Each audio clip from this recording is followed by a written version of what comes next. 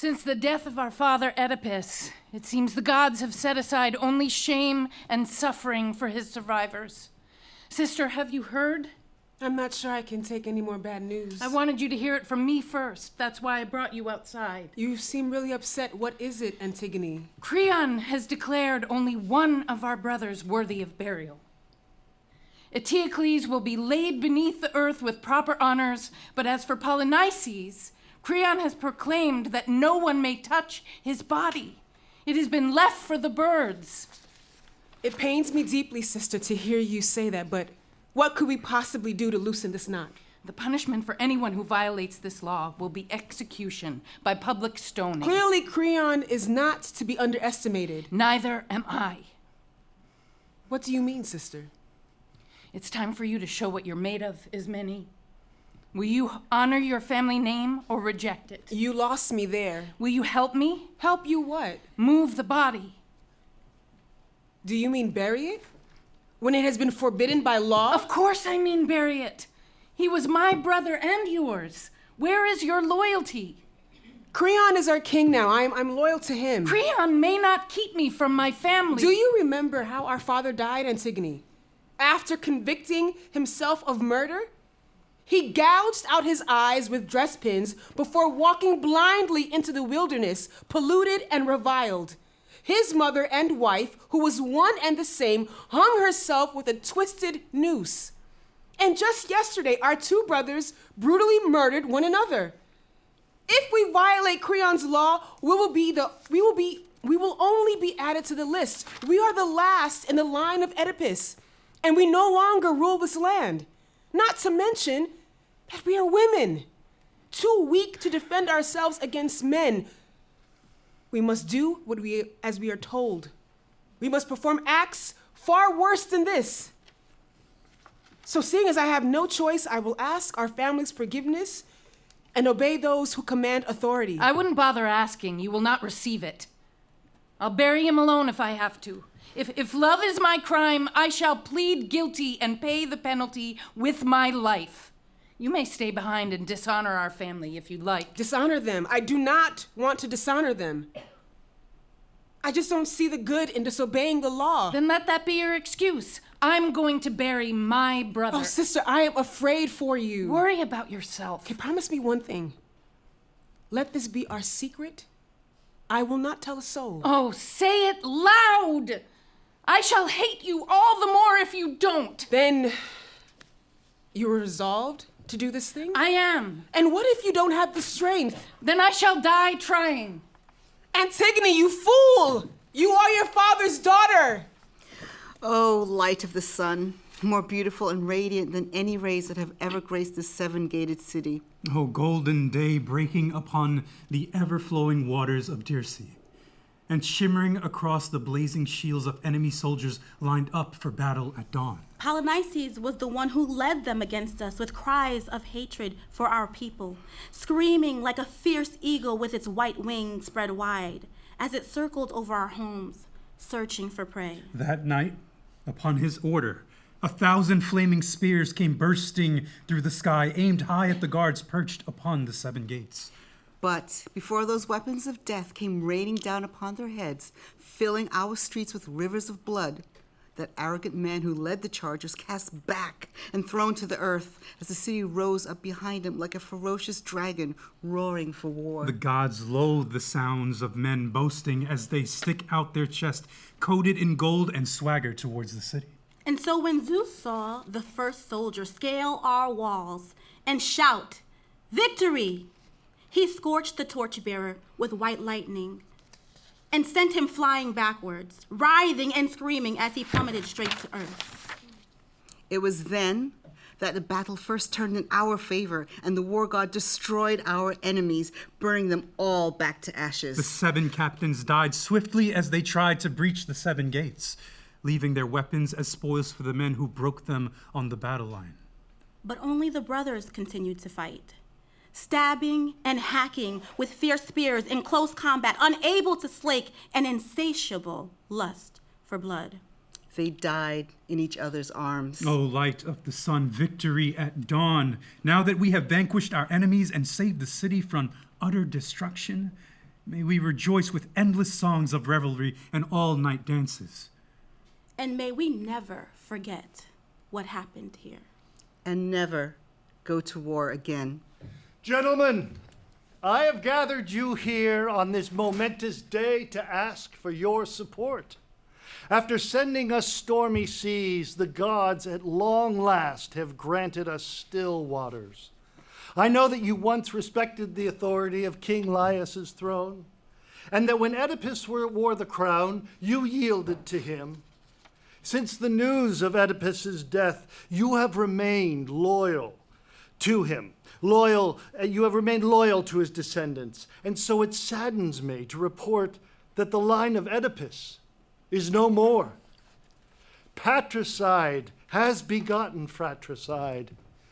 Yesterday morning, his two sons killed each other in battle. I am now your king.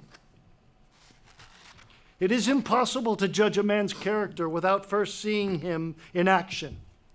But I will tell you this, a leader is nothing without his advisors, and I will have the best. A leader is someone who always chooses his country over his friends. Our country is this ship on which we sail. She must remain upright and steady for us to coast safely into harbor. It is with this in mind that I make my first proclamation. Eteocles, who died fighting for this city, shall be buried tomorrow afternoon with full honors. Polynices, who returned from exile to burn our city down, he shall rot unburied on stony ground. A 5-course meal for vultures. That is my decree. Death will be the punishment for anyone who violates this law. Lord! You're out of breath? What's your hurry? I am out of breath, sir, but not from running, from fear. What makes you so fearful? First, let me say I didn't do it, nor do I know who did. Yes? So, it wouldn't be fair to punish me for delivering this news. You're hedging. You must be guilty of something. Someone has buried the corpse. What do you say? What man would dare do this? I do not know, sir. I see. There was no footprints, no claw marks, no divots on the ground. There was no sign of the culprit anywhere. And when we finally found the body, it was only lightly covered with dirt and was not entombed. Maybe it was the work of the gods. Do not insult my intelligence. With Zeus as my witness, I now swear this oath. If you do not find and produce the perpetrator of this crime, you will wish for a quick death, but never receive it. I will have your extremities removed one by one until you reveal the criminal's name. Can I say something, sir? Or should I just turn and go? I have spoken. You cannot say anything that will change my mind. Oh, the world is full of many wonders, but none more miraculous than mortals. We sail across oceans on the cold winter wind. We work the land with horse-drawn plows, turning the soil from season to season. We tame fierce falcons and savage beasts, catching them in thick-woven nets with skill and grace. We bridle colts and subjugate wild mountain bulls, roping their neck and wrestling them to the ground. We have mastered the art of making speeches and of ruling over cities with a firm hand, a quick wit, and an unshakable resolve. We know when to seek shelter from the enemy's attacks. We never act rashly or without an army at our backs. We can heal the sick, reduce pain, and even extend life. The only thing we can't escape is death. The righteous who uphold the laws of nature and divine justice ride high through the city. But the unrighteous, who keep company with the corrupt, and lash out in anger without thinking whenever threatened, will be cast out of this city forever. Okay, where's Creon? No, this can't be right. Not the daughter of Oedipus. Poor Antigone. Somebody call Creon. I solved a little problem. Or rather, the problem solved itself. The culprit turned herself in. What is the meaning of all this, or why all the noise? Sir, a man should never swear oaths, for nothing, it seems, is ever certain. I have come, although I swore I wouldn't, to bring you this girl who was caught digging a grave. This girl? How and where did you find her? She was burying a man. What more do you need to know? Do you know what you are saying? Yes, sir. I saw this girl burying the corpse which you said must not be buried. Am I making myself clear? You saw her in the act. When I returned to the body with your threats still ringing in my ears, I dusted it off carefully and climbed a nearby hill to keep watch. Soon thereafter, I heard a piercing cry, the shrill note of a bird when returns to find an empty nest. It was she. Upon seeing the naked corpse, she pounced upon it with fistfuls of dirt, which scratching at the surrounding soil with her fingernails. I rushed down and charged her with the crime. She denied nothing. Her response was both relieved and tortured me at the same time. You there? Bowing your head, do you admit or deny having done these things? I say I did these things, and I do not deny it. You may go. Tell me, and be careful with your words, were you aware of my proclamation forbidding the body to be buried? Yes, I knew it was a crime. And you still dared to break the law? I didn't know your laws were more powerful than divine laws, Creon. Did Zeus make a proclamation too? I wasn't about to break an unwritten rule of the gods on account of one man's whim. Of course, I knew I would someday die, and if that day is today, then I count myself lucky. It is better to die an early death than live a long life surrounded by evil men. So don't expect me to get upset when you sentence me to death.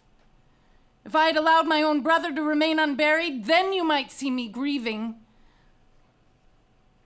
What's wrong? You seem puzzled. Perhaps you think I've rushed to action without considering the consequences. Well, maybe it's you who has rushed to action. Either way, the question remains. Do you have the guts to follow through? I see you have inherited your father's charm. Citizens, I say that she is a man and I am not, if she gets away with breaking the law and boasting about her crime. I don't care if she's my niece. She and her sister will both be put to death, for I hold her sister equally responsible for planning this burial. Call her. She's right inside. I just saw her running around the palace in hysterics. You won't torture me first and make an example of me? No, I think not. Then what's taking you so long? I'm sick of listening to your insipid voice. If you're such a man, why don't you do it right now? Is it because you know that burying my brother was an honorable act? These men would all agree with me if they weren't afraid to speak. You are the only person here who thinks that. They only keep their mouths shut for you. Why don't you join them? Because there's nothing shameful in loyalty to a brother. And what about your loyalty to your other brother? He would have done the same. He would have honored his enemy. It was his brother who died, not a slave. One died seeking to destroy this city, while the other died defending it. The dead all have rights. What about justice? Who knows what is just in the world below? An enemy is never a friend, even in death. I was raised not to hate, but to love. Then in love in the world below. No woman will ever tell me what to do as long as I live. Here she is, Creon. Here is Ismene. We found her crying tears for her sister inside the palace. You little snake! All this time, you were secretly plotting behind my back. Do you deny it? As long as she agrees, I accept the blame. No, I will not let you. Tell him. You tried to stop me. Do not deny it. But Antigone, I want to go with you. You had your chance. Sister, do not refuse me the right to die with you and honor the dead. You may not share in things in which you played no part. My death is enough. And what will I do without you? Ask Creon. He is your king, remember? Why are you being so cruel to me? Save yourself. I won't hold it against you. I want to die too. Be brave, sister. It is your turn to live and mine to die. It seems you both have gone insane. People crack under pressure, Lord. Indeed. Is that why you chose to aid and abet a criminal? How could I live my life alone? She's all I've got. You speak of her as if she's present. She no longer exists. So you will murder the bride of your own son? She's not good enough for my son. Dearest Haemon, how your father wrongs you! Enough! Take them inside, treat them like the criminals they are, tie them up, wait for my orders. Blessed are those whose lives are never touched by misfortune.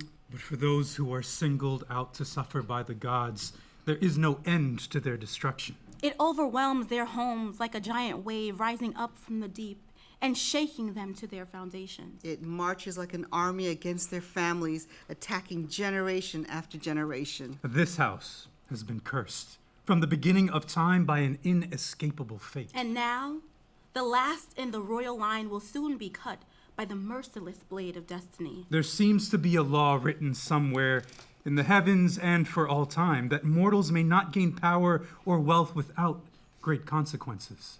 The price of good fortune is calamity.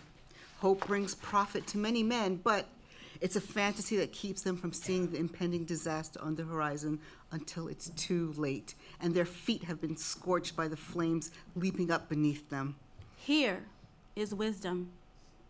Evil only seems good to the arrogant man who is bent on destruction. But the humble man who keeps his head down remains alive by riding out the storm. Here comes Haemon, the last of your sons. Is he here to plead the case of his bride, Antigone? My son, have you come to fight your father or to prove your loyalty to him? Father, I am your son. No marriage will take the place of you in my heart. Well said. Thank you, Haemon. You have made me very proud. Let me give you a piece of sound advice. It's something my father once told me, and now I'd like to pass it on to you. Never let your feelings for a woman influence an important decision. Women are the objects of our desire. We may embrace them, but we shouldn't let them cloud our judgment. Your fiancée has proven to be an enemy of the state. She was recently caught in an act of open disobedience, and for this, she must die. I cannot be called a liar on my first day of office. This is the kind of scandal that destroys cities. Trust me, I know. I've seen it before. But with your help, we will overcome this little setback, proving to the Theban people that we are a family with strong moral values. Father, the greatest gift that men can receive from the gods is good sense. I cannot fault a thing you just said. It all makes sense. Only you are not in a position like me to hear the kinds of things people are saying in the city. Many of your citizens mourn for this girl, saying that she does not deserve to die for such a noble deed. They view what she did not as a crime, but as an act of heroism. For when her brother lay unburied, she did not leave him to be torn apart by scavenging dogs, but risked her life to put him in the ground. But this is the word on the streets I wanted you to know. For me, I only wish to see you become the greatest king Thebes has ever known. There is no greater joy for a son than to see his father succeed, and vice versa. So, I hope you will weigh what I have told you against the things you have just said and change your mind. You are a wise man, but even the wisest of men is not ashamed to learn new things. You have both spoken well. Yes, but shall a man of my age be taught by a man of yours? If I am young, please consider my actions, not my age. Your action has been to defend a criminal. Not according to the people of Thebes. Oh, should the people of Thebes tell me what to do? See, you sounded like an adolescent just then. I am the ruler of the city. There is no city which belongs to one man. Does the city not belong to its ruler? You would be better off to rule the desert. So, you've come to fight on the woman's side. I came here to help you. By putting me on trial? By stopping you from making a rash decision. Traitor! All your words are for her. And you, and me, and all the gods above and below. You will never marry her while she lives. Then she will destroy another with her death. Are you threatening me? There is no point in threatening an incompetent king. You will regret this by Mount Olympus. I swear that you will live to regret insulting your father. Bring that little slut here so he can see her suffer. You have completely lost your mind if you think I'll stay here and watch her die.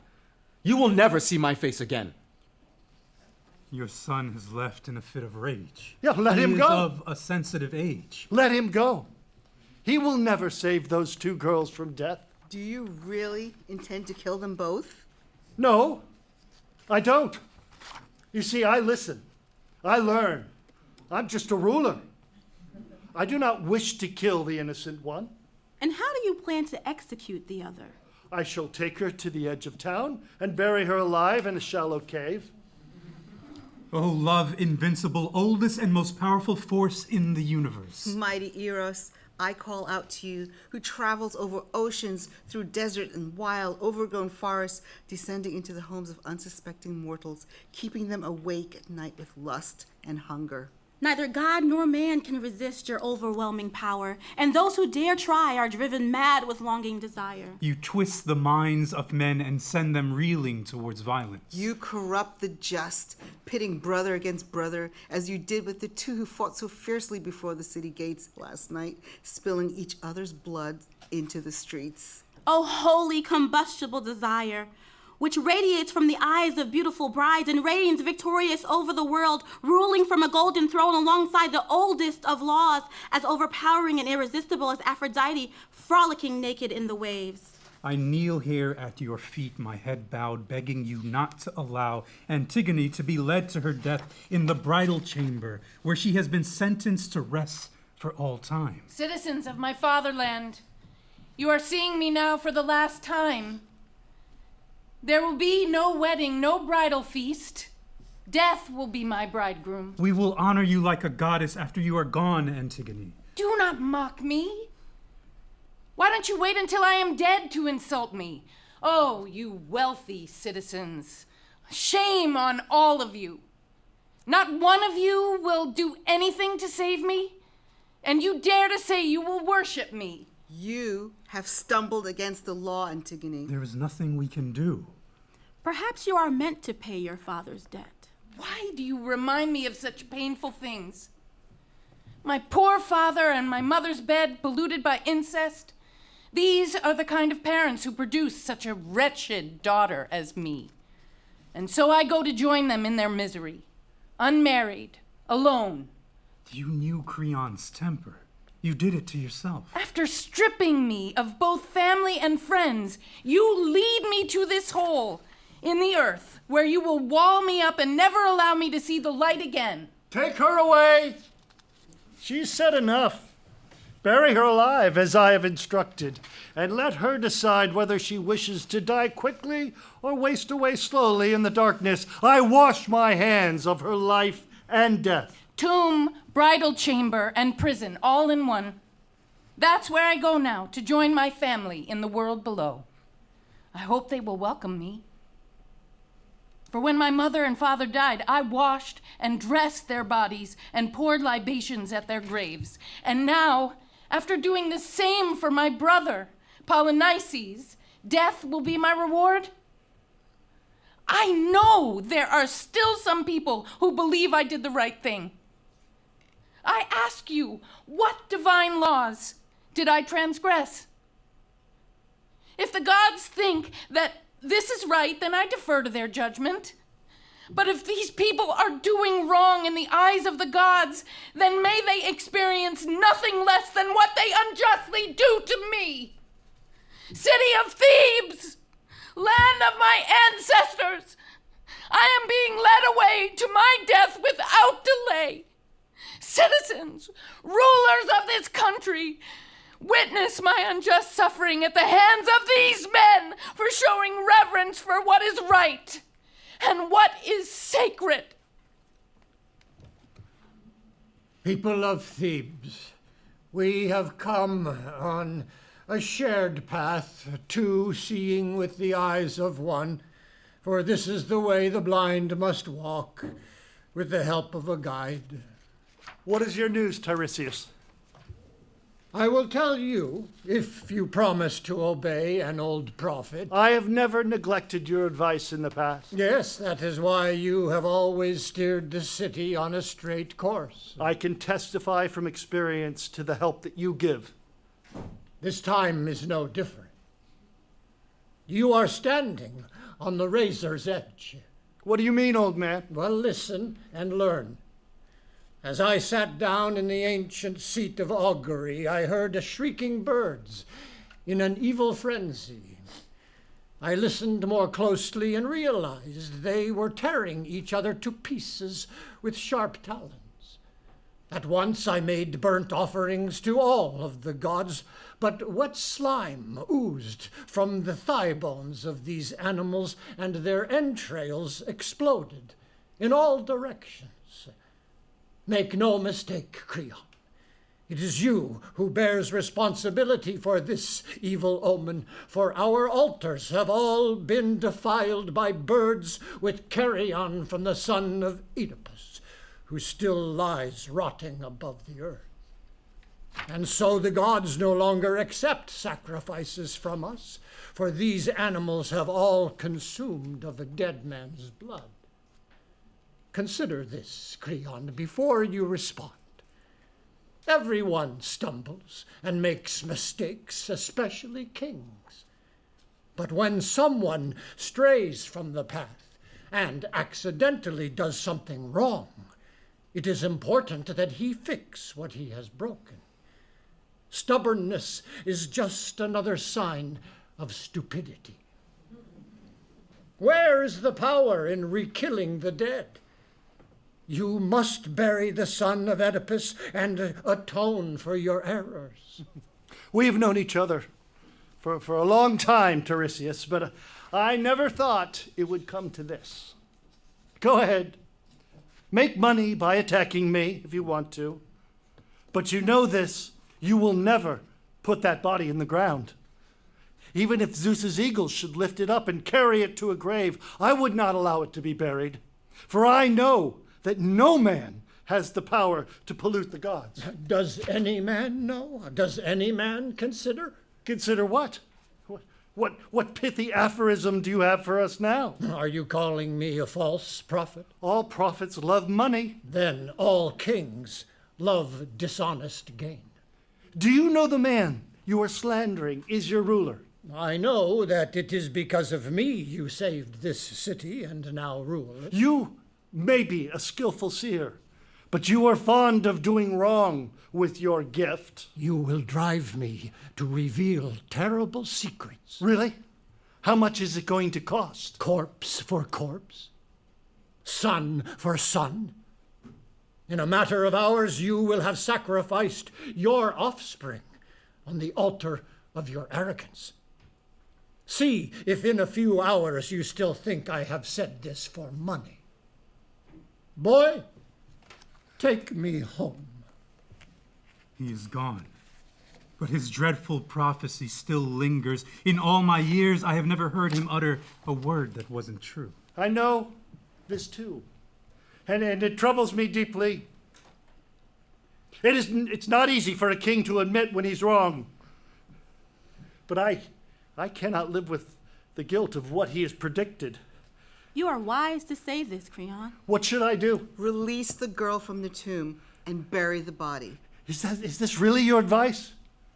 You think I should go back on my word? Yes, Lord, as quickly as possible before it's too late.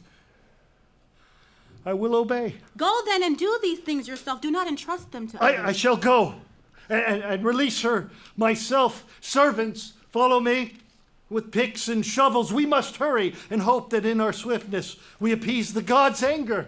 O god of many names, who came from Semele, the thunderstruck daughter of Cadmus, and Zeus, you who ruled over Greece, initiating everyone in your rights. O Bacchic, one who dwells within the sacred walls of the city, along the rolling waters of Ismene, and the riverbank where Cadmus sowed the dragon's teeth from which our ancestors sprung. Dionysus, the people of Thebes call out to you.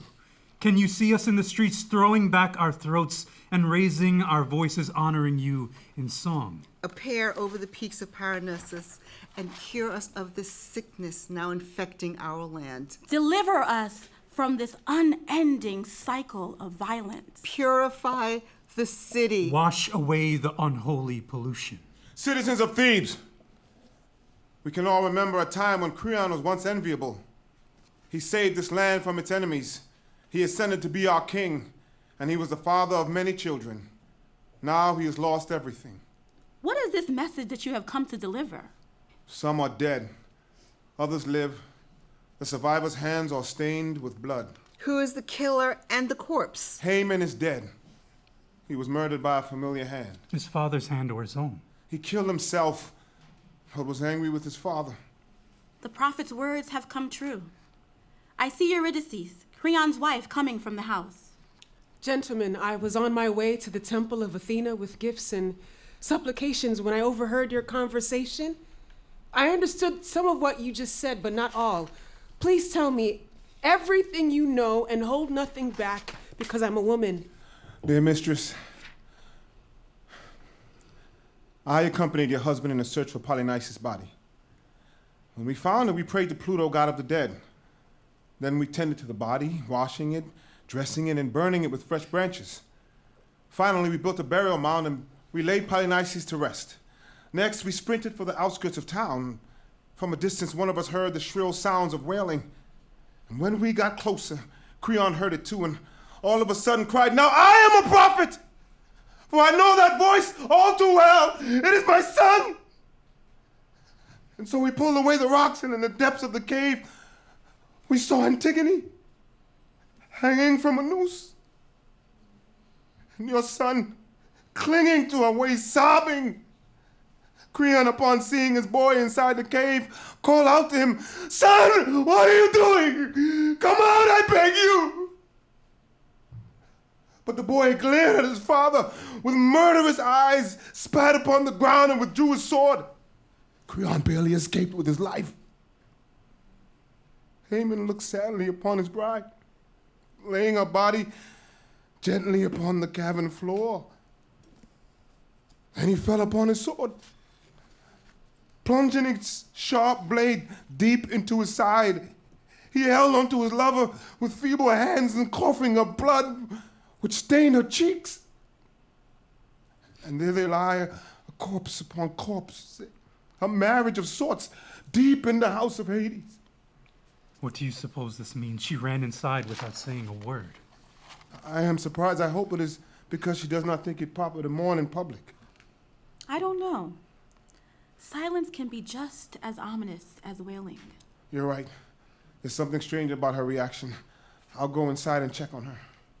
Here comes the king himself carrying his son's body. My son! My son!